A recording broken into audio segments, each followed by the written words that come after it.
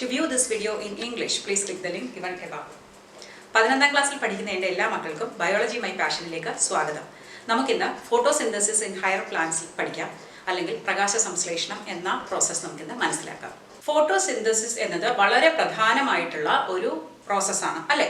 അപ്പോൾ പ്രകാശ സംശ്ലേഷണം ഇവിടെ എന്താ സംഭവിക്കുന്നത്? ഫോട്ടോ മീൻസ് പ്രകാശം അല്ലെങ്കിൽ ലൈറ്റ്, സിന്തസിസ് ഓർ സംശ്ലേഷണം എന്ന് വെച്ചാൽ ഉണ്ടാക്കുക അല്ലേ. അപ്പോൾ പ്രകാശത്തിൻ്റെ പ്രസൻസിൽ നമ്മൾ എന്തോ ഉണ്ടാക്കുന്നുണ്ട്. ഇവിടെ എന്താണ് ഉണ്ടാക്കുന്നത്? കാർബോഹൈഡ്രേറ്റ് അഥവാ ഓർഗാനിക് കമ്പൗണ്ട് ആണ് ഉണ്ടാക്കുന്നത്. ആരാണ് ഉണ്ടാക്കുന്നത്? ഗ്രീൻ പ്ലാന്റ്സ് ആണ് ഉണ്ടാക്കുന്നത്. അപ്പോൾ സൺലൈറ്റിൻ്റെ ഭാഗമായിട്ടുള്ള എനർജി, സൺലൈറ്റ് എന്ന് പറയുന്നത് എല്ലാവർക്കും ലഭ്യമാണ്, പക്ഷെ നമുക്ക് സൺലൈറ്റ് ഉപയോഗിക്കാനായിട്ടുള്ള കഴിവില്ല, അല്ലെങ്കിൽ സൺലൈറ്റിലെ എനർജിയെ നേരിട്ട് യൂട്ടിലൈസ് ചെയ്യാനുള്ള കഴിവ് നമുക്കില്ല. പകരം പ്ലാന്റ്സിന് ആ കഴിവുണ്ട്. അവരെന്ത് ചെയ്യും? സൺലൈറ്റിലെ എനർജിയെ, അതായത് ലൈറ്റ് ആയിട്ടുള്ള എനർജിയെ കെമിക്കൽ ഫോമിലേക്ക് കൺവേർട്ട് ചെയ്യുന്ന പ്രോസസ്സാണ് ഫോട്ടോസിന്തസിസ്. എന്നിട്ട് ആ കെമിക്കൽ എനർജി അവരവരുടെ ശരീരത്തിൽ സ്റ്റോർ ചെയ്യുന്നു. ആ കെമിക്കൽ എനർജിയാണ് നമ്മൾ പ്ലാന്റ്സ് കഴിക്കുമ്പോൾ നമുക്ക് ലഭ്യമാകുന്നത്. അപ്പോൾ ഇപ്പോൾ ഞാൻ നിങ്ങളോട് സംസാരിക്കുമ്പോൾ എനിക്ക് ലഭിക്കുന്ന എനർജി എന്ന് പറയുന്നത് ഞാൻ കഴിച്ച ഭക്ഷണത്തിൽ നിന്നാണ്. ആ ഭക്ഷണത്തിൽ എവിടെ നിന്നാണ് എനർജി വന്നത്? അതൊരു പ്ലാന്റ് എപ്പോഴോ പ്രകാശ സംശ്ലേഷണം നടത്തി ശേഖരിച്ച് വെച്ച എനർജിയാണ് ഞാൻ കഴിച്ചപ്പോൾ എനിക്ക് ലഭിച്ചത്. അപ്പോൾ അൾട്ടിമേറ്റ് ആയിട്ട് എനിക്ക് കിട്ടിയ എനർജിയും എവിടെ നിന്ന് തന്നെയാണ്? സണ്ണിൽ നിന്നാണ്. അപ്പോൾ ഈ ഒരു പ്രപഞ്ചത്തിൽ നമ്മൾ ജീവിക്കുന്ന ഈ ഒരു സോളാർ സിസ്റ്റത്തിൽ നമ്മുടെ എനർജി സോഴ്സ് എന്ന് പറയുന്നത് സൺ മാത്രമാണ്. അപ്പോൾ ഏതൊരു ഫോം എനർജിയും അൾട്ടിമേറ്റ്ലി നമുക്ക് ലഭിക്കുന്നത് സണ്ണിൽ നിന്നാണ്. അപ്പോൾ അതിനെ നമുക്ക് ലഭ്യമാക്കുന്ന ഏറ്റവും ഇമ്പോർട്ടൻ്റ് ആയിട്ടുള്ളൊരു പ്രോസസ്സാണ് പ്രകാശ സംശ്ലേഷണം. അപ്പോൾ ഇനോർഗാനിക് ആയിട്ടുള്ള കാർബൺ ഡൈ ഓക്സൈഡ് പോലുള്ള റോ മെറ്റീരിയലിനെ ഓർഗാനിക് ആയിട്ടുള്ള കാർബോഹൈഡ്രേറ്റ് ആക്കി മാറ്റുന്ന പ്രക്രിയയാണ് നമ്മുടെ പ്രകാശ സംശ്ലേഷണം. ഇതിന് രണ്ട് റോ മെറ്റീരിയൽസ് ആണ് വേണ്ടത്. ഒന്ന് കാർബൺ ഡൈ ഓക്സൈഡ്, മറ്റൊന്ന് water. Carbon dioxide water മാത്രം മതിയോ? പോരാ. നമുക്ക് രണ്ട് കണ്ടീഷൻസ് കൂടെ ഉണ്ട്. ഏതൊക്കെയാണ്? സൺലൈറ്റും ക്ലോറോഫിലും. ഇത് രണ്ടും ഇല്ലാതെ വെറുതെ കാർബൺ ഡൈ ഓക്സൈഡും വാട്ടറും ഉണ്ടെങ്കിൽ നമുക്ക് ഫോട്ടോസിന്തസിസ് നടക്കില്ല. അപ്പോൾ ക്ലോറോഫിൽ ആർക്കേ ഉള്ളൂ? ഗ്രീൻ പ്ലാന്റ്സിലാണ് ഉള്ളത്. മെയിനായിട്ട് ഗ്രീൻ ലീവ്സിലും മറ്റു ചില ഗ്രീൻ പാർട്സിലും ക്ലോറോഫിൽ കാണാൻ കഴിയും.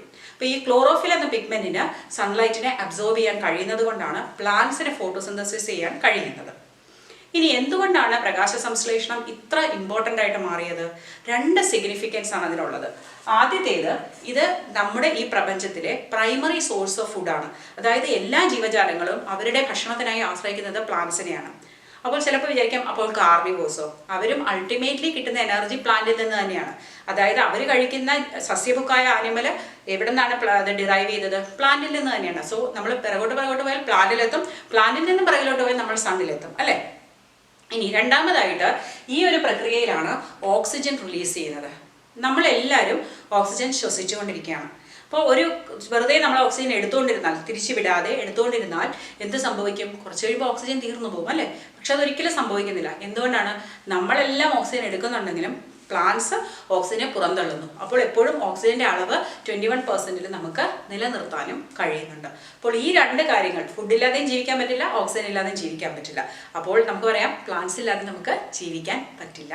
അപ്പോൾ ഫോട്ടോസിന്തസിസ് അത്ര ഇമ്പോർട്ടൻ്റ് ആയിട്ടുള്ള ഒരു പ്രോസസ്സാണ്. ഇനി നിങ്ങൾ 10ാം ക്ലാസ്സിൽ ഫോട്ടോസിന്തറ്റിക് എക്സ്പെരിമെൻറ്റ്സ് നിങ്ങളുടെ ടെക്സ്റ്റ് ബുക്കിൽ ഉണ്ടായിരുന്നു. അതായത് 4 ഘടകങ്ങൾ, water, carbon dioxide, sunlight, chlorophyll, ഇതെല്ലാം ഫോട്ടോസിന്തസിസിന് ആവശ്യമാണെന്ന് നമ്മൾ കണ്ടു. ഇനി ഇതെല്ലാം എങ്ങനെ ആവശ്യമാണെന്ന് അതിനുള്ള ആക്ടിവിറ്റീസ് ആണ് അതിനുള്ളത്. അതിൽ വാട്ടർ നമുക്ക് അങ്ങനെ കൃത്യമായിട്ട് ചെയ്യാൻ കഴിയില്ല. കാരണം വാട്ടർ എന്ന് പറയുന്നത്, വെള്ളം എല്ലാ കാര്യത്തിനും ആവശ്യമാണ്, ഫോട്ടോസിന്തസിസിന് മാത്രമല്ല അല്ലേ. അപ്പോൾ എനിക്കിപ്പോൾ കാർബൺ ഡൈ ഓക്സൈഡ് ആവശ്യമാണോ എന്ന് അറിയണം, അല്ലെങ്കിൽ സൺലൈറ്റ് ആവശ്യമാണോ എന്ന് അറിയണം. അപ്പം ഞാൻ എന്താ ചെയ്യേണ്ടത്? എനിക്കിപ്പോൾ സൺലൈറ്റാണ് ആവശ്യമാണെന്ന് അറിയണമെങ്കിൽ സൺലൈറ്റ് കൊടുക്കാതിരുന്ന് നോക്കുക. സൺലൈറ്റ് കൊടുക്കാത്തപ്പോഴും ഫോട്ടോസിന്തസിസ് നടക്കുന്നുണ്ടെങ്കിൽ ഫോട്ടോസിന്തസിസിന് സൺലൈറ്റ് ആവശ്യമില്ല. അതേസമയം ഫോട്ടോസിന്തസിസ് നടക്കുന്നില്ലെങ്കിൽ സൺലൈറ്റ് ഈസ് എ മസ്റ്റ് അല്ലേ. അതുപോലെ അടുത്ത കാർബൺ ഡൈ ഓക്സൈഡ് ഞാൻ കൊടുക്കാതിരിക്കുന്നു. ഫോട്ടോസിന്തസിസ് നടന്നാൽ carbon dioxide is not necessary. Photosynthesis നടന്നില്ലെങ്കിലോ carbon dioxide is a must. അങ്ങനെയല്ലേ നമ്മൾ കാൽക്കുലേറ്റ് ചെയ്യുന്നത് അല്ലേ. അങ്ങനെയാണ് നമ്മുടെ റിസൾട്ട് ലഭിക്കുന്നത്. ഇനി ഫോട്ടോസിന്തസിസ് നടന്നോ ഇല്ലയോ നമുക്ക് എങ്ങനെ അറിയാൻ പറ്റും? ഫോട്ടോസിന്തസിസിന്റെ പ്രോഡക്റ്റ് ഉണ്ടായോ നോക്കിയാൽ മതി. പ്രോഡക്റ്റായ കാർബോഹൈഡ്രേറ്റ് അഥവാ ഗ്ലൂക്കോസ് സ്റ്റാർച്ച് ആയിട്ടാണ് പ്ലാന്റ് സ്റ്റോർ ചെയ്യുന്നത്. അപ്പോൾ പ്ലാന്റിൽ സ്റ്റാർച്ച് ഉണ്ടോ എന്ന് നോക്കിയാൽ പോരെ. അപ്പോൾ നമുക്ക് ഫോട്ടോസിന്തസിസ് നടന്നോ എന്നറിയാം. അപ്പോൾ ഇനി സ്റ്റാർച്ച് ഉണ്ടോ എന്ന് നിങ്ങൾ എങ്ങനെയാണ് ടെസ്റ്റ് ചെയ്യുന്നത്? അയഡിൻ ഒഴിച്ച് നോക്കണം അല്ലേ. അയഡിൻ ഒഴിക്കുമ്പോൾ ബ്ലൂ ബ്ലാക്ക് കളർ കിട്ടിയാൽ സ്റ്റാർച്ച് ഉണ്ട്, ഇല്ലെങ്കിൽ സ്റ്റാർച്ച് ഇല്ല. പക്ഷെ ഇവിടെ ചെറിയൊരു പ്രശ്നം വരാം. നമ്മൾ അയഡിൻ ഒഴിക്കുമ്പോൾ നേരത്തെ കരുതി വെച്ചിരുന്ന സ്റ്റാർച്ച് ഒരു സ്റ്റോർ ഫോം അല്ലേ, അപ്പം അതിന് മുമ്പുള്ള സ്റ്റാർച്ചാണ് റിസൾട്ട് കാണിക്കുന്നതെങ്കിലോ. അപ്പോൾ ആ ഒരു എറർ നമുക്ക് ഇല്ലാതാക്കാൻ വേണ്ടിയിട്ട് ആദ്യമായിട്ട് ഈ എക്സ്പെരിമെന്റ് തുടങ്ങുന്നതിന് മുമ്പ് നമുക്ക് ഈ പ്ലാന്റ്സിന്റെ സ്റ്റാർച്ചിനെ എല്ലാം റിമൂവ് ചെയ്യണം. ആ പ്രോസസ്സിനെ പറയുന്ന പേരാണ് ഡീസ്റ്റാർച്ചിങ്. നമുക്ക് എങ്ങനെ ഡീസ്റ്റാർച്ച് ചെയ്യാൻ പറ്റും? ഒരു ഇരുട്ട് മുറിയിൽ ഈ പ്ലാന്റിനെ 2-3 ദിവസം വെച്ചാൽ അതിൻ്റെ ഉള്ളിലുള്ള എല്ലാ കാർബോഹൈഡ്രേറ്റും യൂസപ്പ് ആവും.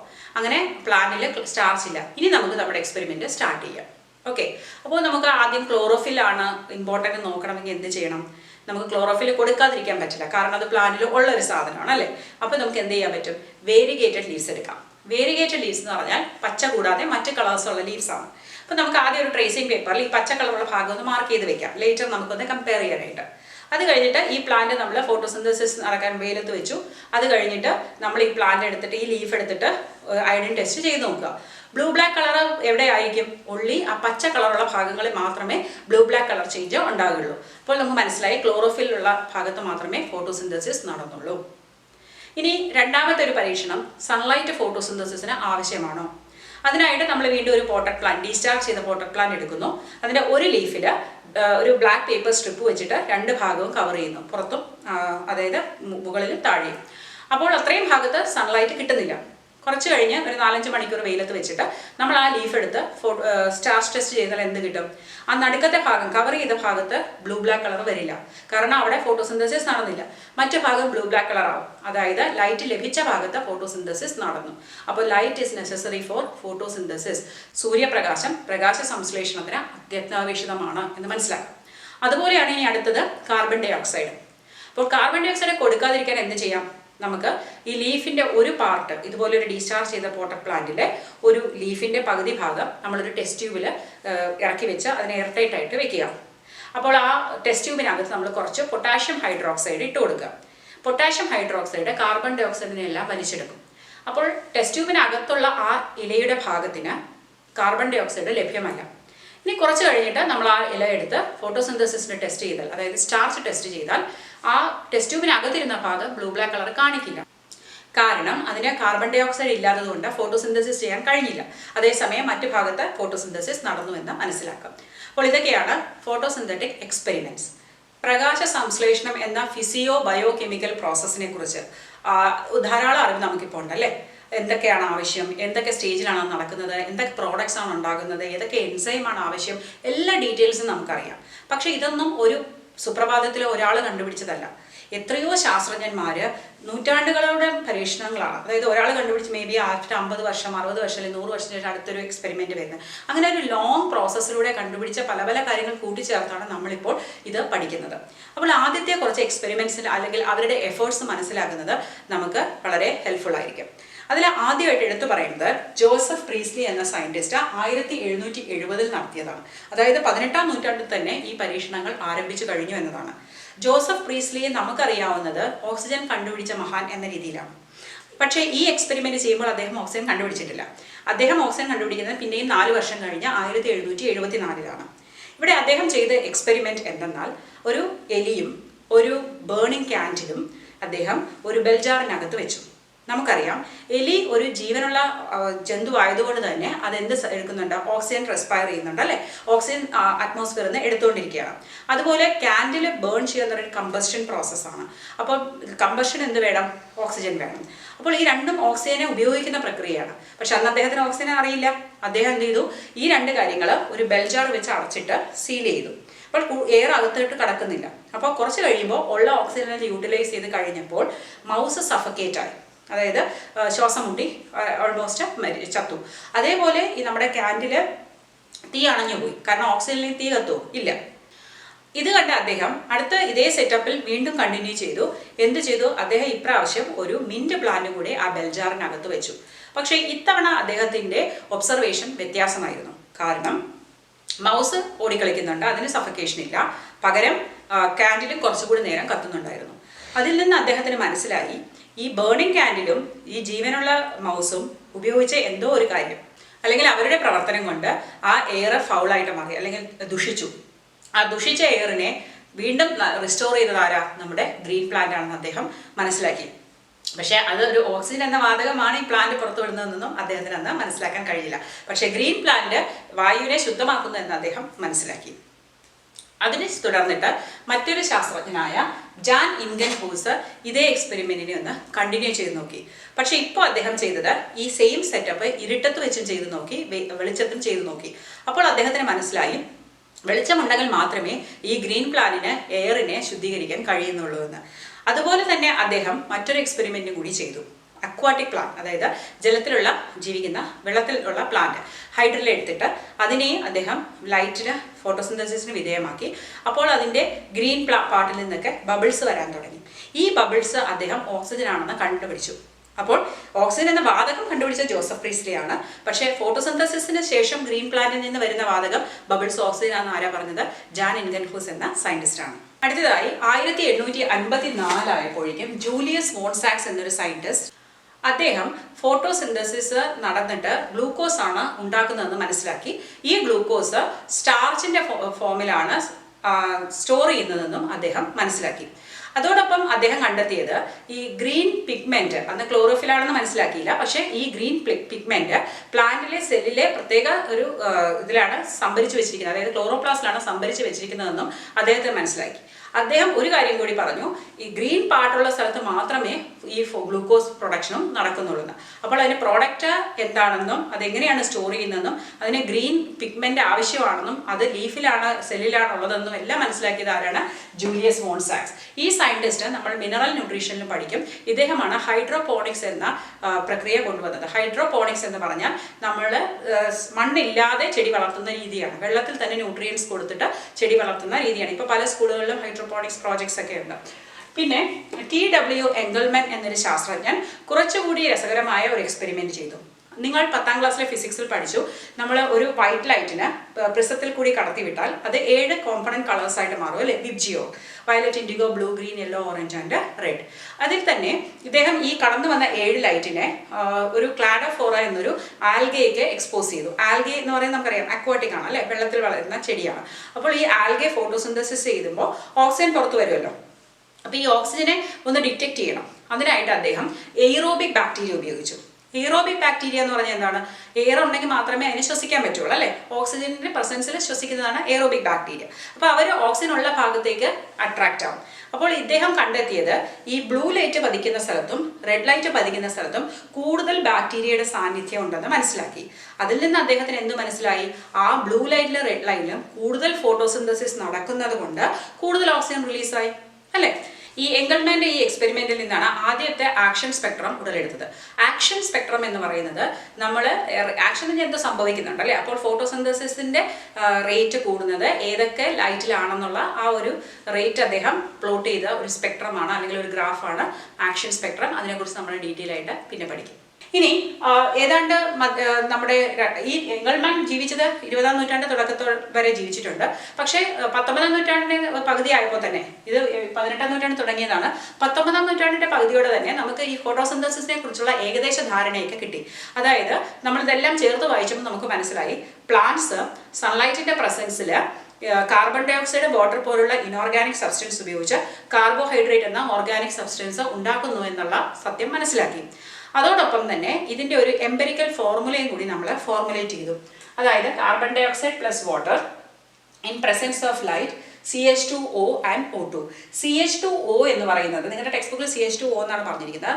ഇതാണ് നമ്മുടെ കാർബോഹൈഡ്രേറ്റിൻ്റെ general formula. C and O അതിൻ്റെ കൂടെ എച്ചും കൂടെ ചേരുന്നുണ്ട്, കാർബോഹൈഡ്രേറ്റ് CHO. അപ്പോൾ ഇവിടെ എപ്പോഴും കാർബണിൻ്റെയും ഓക്സിജൻ്റെയും നമ്പർ സെയിം ആയിരിക്കും, ഹൈഡ്രജൻ അതിൻ്റെ ഡബിൾ ആയിരിക്കും. ഇതിൽ നോക്കൂ, ഇത് ഗ്ലൂക്കോസിൻ്റെ ഫോർമുലയാണ് C6H12O6. കാർബണും 6 ഓക്സിജനും 6, ഹൈഡ്രജൻ എത്രയാണ്? 12 അല്ലേ? അപ്പോൾ ഇവിടെ ഇതിൻ്റെ ഫോർമുലയിൽ CH2O n ആകാം. ഇത് സിംപ്ലസ്റ്റ് ഗ്ലൂക്കോസ് ആണ്, ഇതിൻ്റെ പല മൾട്ടിപ്പിൾസ് ആകാം കോംപ്ലക്സ് വേരിയേഷൻസിൽ.